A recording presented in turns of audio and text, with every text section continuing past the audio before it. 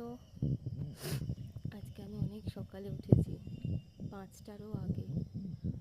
অনেক দিন ধরে ভাবছিলাম যে সকালে উঠবো, আবার মর্নিং ওয়াকটা শুরু করব, কিন্তু আর ওই ঘুম ভাঙে না। অ্যালার্ম পরে, অ্যালার্ম বন্ধ করে আবার ঘুমাই।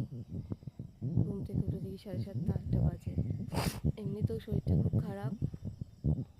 আজকে ভালো আছি, তো কালকে রাতে ঠিকঠাক ঘুম হয়নি, খুব কাশি হচ্ছিল, তো এমনিই ঘুম ভেঙে গিয়েছে।